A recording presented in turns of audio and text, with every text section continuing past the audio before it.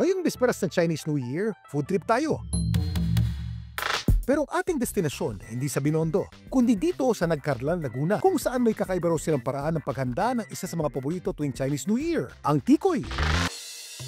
Niluluto kasi nila ito sa kawayan. Si LV dekada-dekada ng hanap buhay ang pagluluto ng tikoy sa kawayan. Ito po ay tradisyonal na kakanin ng Nagcarlan. 30 years na, umiikot na yung negosyo.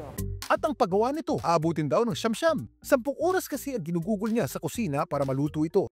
Di tulad na nakasanayan nating tikoy. Ang tikoy sa kawayan, di hamak tapos matamis. Yung pagluluto niya sa kawayan, doon po nakukuha yung linamnam. Lulutang yung krema niya, yung sarap.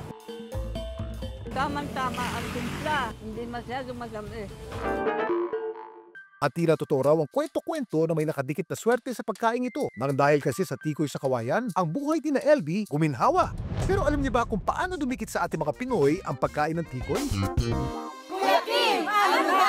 Ang tikoy ay Filipinized term ng tike na nangangahulugang sweet pastry sa Hokkien. Bago pa man dumating ang mga Kastila noong 1521, may malalim na ugnayan na ang ating mga ninuno sa mga mangangalakal o trader mula sa mga probinsya sa Southern China, gaya ng Fujian at Guangdong. Kalaunan, nanirahan ng ilan sa mga ito sa ating bansa. Dito na nila pinakilala ang kanilang kultura, pati ng kanilang mga pagkain. Kabilang na dito syempre ang tikoy.